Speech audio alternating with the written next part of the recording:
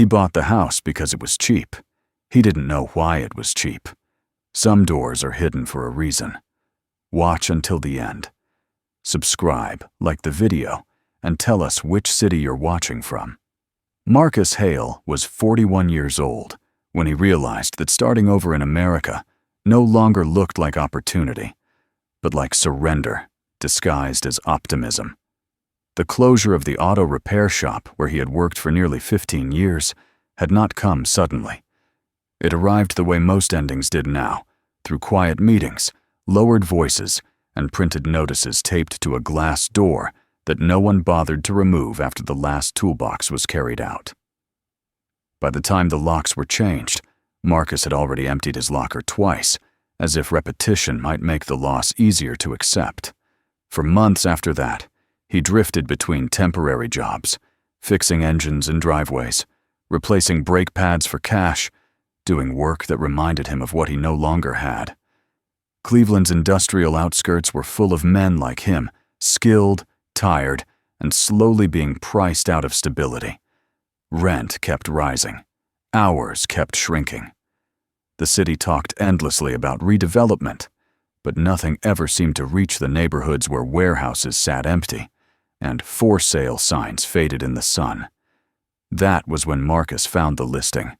The house appeared on a bank auction site late one night while he was scrolling without intention, half asleep on a sagging couch in his cousin's spare room. The photos were grainy, the description minimal.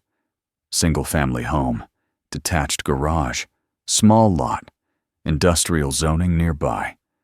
The price was so low that at first he assumed something was missing, a typo, a hidden lien, a catch buried in fine print. He refreshed the page twice, then saved it, and went back the next night to look again. It was still there. The neighborhood was on the city's edge, wedged between old factories and a stretch of road that carried delivery trucks toward the interstate. It wasn't pretty, but Marcus didn't need pretty. He needed a foothold, a place where he could live and work without paying someone else for the privilege of existing. The garage in the photos leaned slightly, its roof patched in mismatched shingles, but to Marcus, it looked like possibility. Tear it down. Build something small, a tire shop, basic services. Nothing fancy. Enough to survive. He attended the auction in person, sitting on a folding chair among investors who spoke in percentages and exit strategies. When the bidding started, no one challenged him. The price rose once, then stalled. The auctioneer glanced around the room, waited, then brought the gavel down with a sound that felt heavier than it should have. Just like that, Marcus owned a house. The paperwork was brief, almost rushed. The bank representative slid documents across the table with practiced indifference, explaining terms without looking him in the eye. Marcus signed where indicated, his hand steady despite the quiet awareness that he was spending nearly everything he had. When it was done, the representative offered a thin smile and said, "Good luck." It didn't sound sincere, but Marcus took it anyway. The first time he stood in front of the house, keys cold in his palm, he felt something close to pride. The place was older than the photos suggested. The siding was cracked, the porch uneven, and one window was boarded from the inside. But it was solid, the kind of solid that came from decades of neglect rather than sudden decay. The garage sat behind it, squat and stubborn, its concrete foundation thick and overbuilt for something meant to shelter a single car. The neighbors watched him quietly as he unlocked the door. No greetings, no questions, just faces behind curtains and from across fences, observing as if waiting to see how long he would last. Marcus told himself it was normal. People didn't trust newcomers anymore, not in neighborhoods like this. Over the next few days, he cleaned, hauled trash, scraped peeling paint, slept on a mattress on the floor. At night, the distant hum of trucks lulled him into shallow rest, interrupted by dreams of engines that refused to start. During the day, he measured the yard, sketched rough plans for the garage replacement, and ran numbers that barely worked but worked enough to keep him moving. That was when he noticed the man next door. The neighbor's house was narrower and older, its brick darkened by decades of exhaust. The man himself was thin, stooped, and almost always outside, sitting on a chair near the fence with his hands folded, as if waiting for instructions from the air. He never waved, never spoke. He just watched. His eyes followed Marcus whenever he crossed the yard or walked toward the garage, tracking each movement with unsettling focus. One afternoon, Marcus nodded in greeting. The man did not respond. A name surfaced days later, overheard from a woman down the block complaining about property lines. Dwayne Ketchum lived there forever, kept to himself. People spoke his name the way they spoke about weather acknowledging its presence without engaging. Marcus ordered the equipment at the end of the week, a mini loader, a concrete breaker. Nothing extravagant, just enough to get the job done. The delivery date was set. The permit process, surprisingly, went through without delay. Another small thing that felt wrong in a way he couldn't quite define. On the morning the machines arrived, Marcus stood in the yard with coffee gone cold in his hands, watching as the flatbed pulled away. The garage loomed in front of him, casting a shadow that stretched farther than it should have in the low sun. He felt the familiar mixture of nerves and anticipation that came before any real work. This was it, the beginning of something. As he pulled on gloves and walked toward the garage, he noticed Dwayne standing at the fence, closer than usual. Their eyes met for the first time. Dwayne opened his mouth as if to speak, then closed it again. His jaw tightened. The look he gave Marcus was not anger or curiosity. It was warning. Marcus turned back to the garage, brushing off the unease as superstition. Buildings came down. New ones went up. That was how progress worked. Whatever history the place held, it was his now. And he intended to use it. He had no idea that the garage had never been meant to protect a car, and that the real value of the property had nothing to do with land or location, but with what had been deliberately buried beneath it. The first strike of the concrete breaker sent a vibration up Marcus Hale's arms and into his chest, a familiar shock that usually carried satisfaction with it. He had broken foundations before, old driveways, cracked shop floors, forgotten pads behind abandoned buildings. Concrete always told a story when it gave way. It crumbled, fractured, resisted, then finally surrendered. This time, the sound was wrong. Instead of the sharp crack he expected, the breaker met the slab beneath the garage with a dull, muffled thud. Marcus paused, adjusted his stance, and tried again. The machine shuddered, its motor whining, but the surface barely chipped. He shut it off and crouched down, brushing dust aside with his glove. The concrete here was thicker than it had any reason to be, reinforced beyond what was standard for a small residential garage. It wasn't just poured to hold weight, it was poured to stay. He straightened and glanced toward the fence without fully meaning to. Dwayne Ketchum was there again, standing now instead of sitting, his hands gripping the wood as if it were the only thing keeping him upright. His eyes were locked on the spot where Marcus was working. Marcus returned to the job, telling himself that overbuilt foundations were not unheard of. Older neighborhoods had quirks. People cut corners in strange ways. He repositioned the breaker and worked along the edge where the slab met the dirt.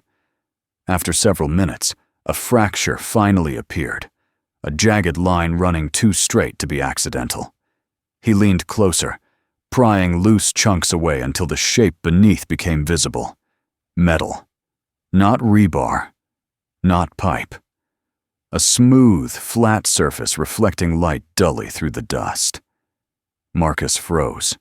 He knelt and cleared more debris with his hands, uncovering the curved edge of something embedded directly into the concrete. The more he exposed, the clearer it became that this wasn't construction debris or a forgotten utility cover. It was deliberate. Set precisely. Sealed. A steel door. It was circular, about 4 feet across, its surface unmarred by rust despite being entombed for decades. At its center sat a recessed keypad, the numbers worn smooth as if they had once been used frequently. There were no markings, no labels, nothing to suggest purpose. Just steel, thick and cold, framed by concrete that looked poured around it rather than over it. Marcus sat back on his heels, heart beating faster now for reasons he could not immediately name. This wasn't something you found by accident. This was something someone had gone to great lengths to hide. "Stop!" The voice came from behind him, sharper than he expected. Marcus turned to see Dwayne stepping through the gap in the fence, his movement stiff but urgent. Up close, the man looked older than Marcus had thought, his face drawn tight by years of restraint rather than age. His eyes flicked from Marcus to the exposed door and back again. "You need to stop right now," Dwayne said. His voice was low, controlled, but there was something underneath it that sounded like fear. "Cover it back up. Call whoever you need to call. Just don't open it." Marcus stood slowly, wiping dust from his hands. "It's my property," he said, more defensively than he intended. "If there's something illegal here, I need to know." Dwayne shook his head once. "You don't want to know." "That's not how this works," Marcus replied. "If there's a structure under my garage that isn't in the plans, that's a problem. For me." Dwayne stepped closer, stopping just short of the slab. He did not touch the door. He did not even look at it directly. "That garage was built to hide this," he said. "Not the other way around." Marcus studied him, searching for signs of exaggeration or delusion. He found neither. "What is it?" he asked. Dwayne hesitated. For a moment, it seemed as though he might turn around and leave without answering. When he finally spoke, his words came carefully, as if each one carried weight. "It's where people went when they didn't come back." Marcus let out a short, incredulous breath. "You're saying someone buried a vault under a garage and used it to make people disappear?" "I'm saying," Dwayne replied, meeting his gaze at last, "that I watched cars pull in at night and leave without the people who arrived in them." Silence settled between them, broken only by the distant sound of traffic. Marcus felt a chill creep up his spine despite the warmth of the day. "If that's true," he said slowly, "then this needs to be reported." Dwayne's jaw tightened. "It was," he said, "a long time ago. Nothing came of it. And the ones who pushed didn't stay around long enough to push again." Marcus looked back at the door, the keypad catching the light. "Why didn't you say something before?" "You just bought the place," Dwayne said. "I was hoping you'd fix it up and sell it, that you'd never touch the garage." "And if I hadn't?" Dwayne's answer came without hesitation. "Then eventually someone else would have, and we'd be right back here." Marcus ran a hand through his hair, mind racing. Every instinct told him to step back, to call the authorities, to put distance between himself and whatever lay beneath that slab. Another part of him, quieter but insistent, refused to accept warnings without proof. "You're asking me to ignore something like this," he said, "to pretend it doesn't exist." "I'm asking you to leave it buried," Dwayne replied. "Some doors don't lead anywhere you can come back from." For a long moment, neither of them moved. Then Marcus stepped toward the door. Dwayne reached out instinctively, stopping himself inches short of contact. "Don't," he said, the word breaking slightly. "Once you open it, it doesn't stay just yours." Marcus paused, his hand hovering over the steel. He felt the weight of the moment press down on him, the sense that whatever he chose next would shape more than just his plans for a business. He withdrew his hand, not in agreement, but in acknowledgement that this was no longer a simple demolition job. "I'm not opening it today," he said, "but I'm not covering it up either." Dwayne exhaled slowly, as if releasing breath he had been holding for years. "That's already more than I hoped for," he said. They stood there together, two men bound by an unasked-for secret, staring at a door that had been designed never to be seen. The garage, once just a structure to be removed, now felt like a deliberate lie built into the landscape. Marcus realized then that whatever he did next, the straightforward path he had imagined was gone. As the afternoon light shifted and shadows crept across the yard, Marcus powered down the equipment. The steel door remained exposed, silent and patient. Dwayne retreated back toward his fence without another word, his shoulders tense, as if expecting the ground itself to respond. Marcus stayed where he was long after the machines cooled, aware that he had crossed a line simply by seeing what lay beneath the concrete. He did not know yet what the door concealed. He only knew that it had already begun to claim his attention, and that ignoring it would no longer be an option. Marcus did not sleep that night.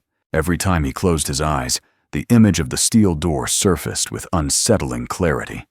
Its smooth surface and silent keypad hovering in the darkness of his mind.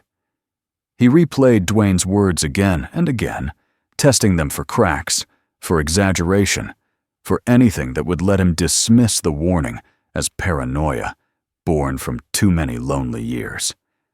But the door was real. The concrete was real, and the effort it had taken to hide it was undeniable.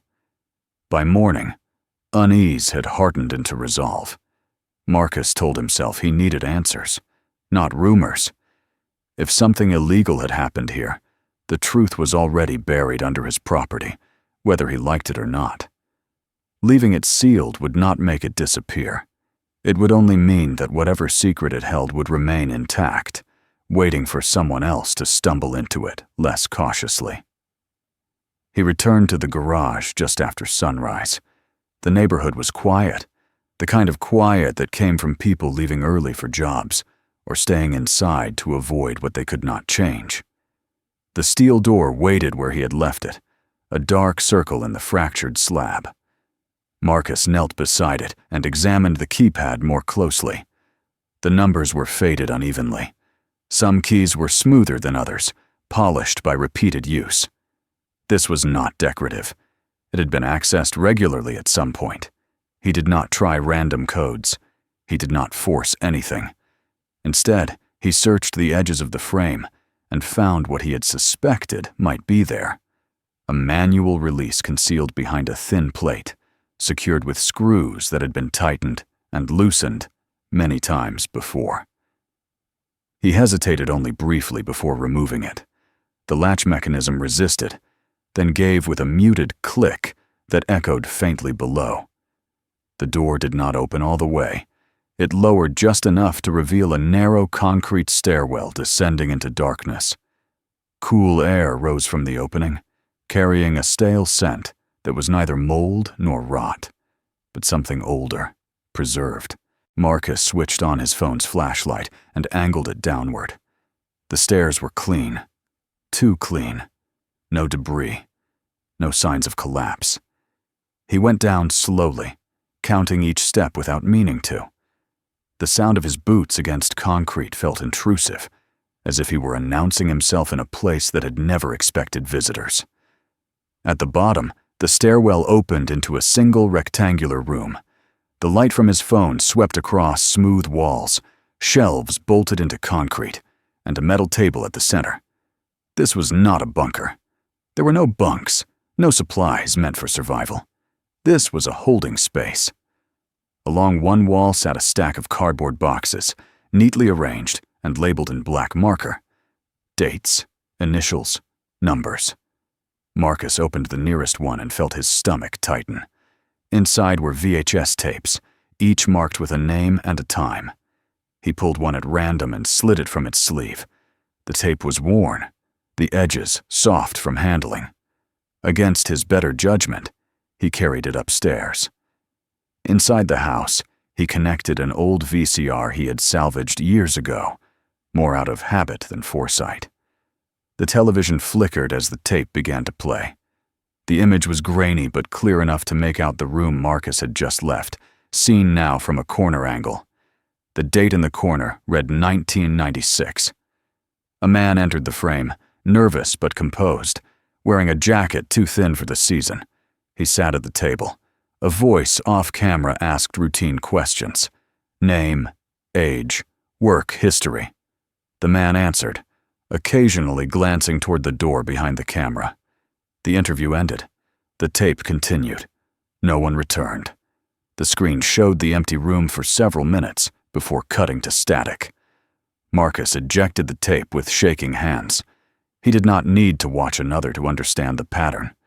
These were not recordings meant to document employment. They were records of arrival. Nothing more.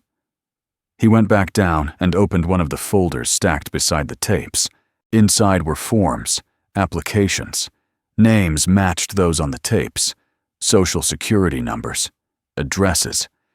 Many of the applicants were listed as having arrived from out of state, looking for temporary work, seasonal labor, driving, warehousing. Jobs that left few questions when people stopped asking where you had gone. By the time Marcus returned to the surface, the sun was fully up. He sat at the kitchen table, papers spread before him, trying to impose logic on what he had found. This was not random violence. It was organized, sustained, hidden behind routine and paperwork and silence. The phone rang just before noon. The number was unfamiliar. The voice on the other end was polite, almost apologetic. A representative from the bank. She explained that there had been a clerical error regarding the property Marcus had purchased, a discrepancy in the records. Until it was resolved, ownership was under review. He was advised not to make any further alterations to the structure. Marcus asked what kind of error could invalidate a completed sale. The representative did not answer directly. She repeated that the issue was being handled internally and that someone would be in touch. The call ended before Marcus could press further. By evening, the second sign arrived. A car he did not recognize idled across the street longer than necessary, its driver pretending to check a phone while watching Marcus's house through the windshield. When Marcus stepped onto the porch, the car drove away without urgency. That night, someone tried the back door. The handle rattled once, then again. Marcus stood frozen in the dark, heart pounding, listening as the pressure stopped. He waited until morning to check the lock. There were fresh scratches around the frame. He went next door before he could talk himself out of it. Dwayne answered after a long pause, the chain still latched. When he saw Marcus's face, he stepped aside without comment and let him in. "It's worse than you said," Marcus told him, setting a folder on the kitchen table. Dwayne did not open it. He did not need to. His shoulders sagged as if a weight he had carried for decades had finally been placed somewhere else. "I drove," Dwayne said quietly. "Not every time, just enough. I told myself I didn't know where they went, but I knew." "Why stay?" Marcus asked. Dwayne looked at him with tired eyes. "Because leaving didn't erase it. And because if someone like you ever showed up, I needed to be here to say something." They sat in silence, the hum of an old refrigerator filling the room. Outside, a truck passed slowly, then another. Marcus understood then that the discovery was no longer contained. The bank knew. Someone else knew. And the longer he waited, the smaller his options became. He returned home and began copying everything. Tapes, documents, digital backups. He worked through the night, driven by a sense that time itself was closing in. By dawn, he had packed the originals into a locked case and hidden it beneath the floorboards. When the sun rose, Marcus no longer saw the garage as a foundation to be cleared. He saw it as a lid pressed down by deliberate hands, waiting for pressure to be applied again. Whatever he chose next, he knew one thing with certainty. The door beneath his garage had never been meant to stay closed forever. By the time Marcus understood that there would be no clean ending, the decision had already been made for him. The evidence was no longer something he could unknow or rebury, and pretending otherwise felt like a lie he would have to live inside for the rest of his life. The garage door, the tapes, the names, the empty room beneath the concrete, all of it, had rewired the way he looked at the house he had so optimistically called a new beginning. Dwayne's confession lingered in his mind long after Marcus returned home. The man had not asked for forgiveness. He had not offered excuses.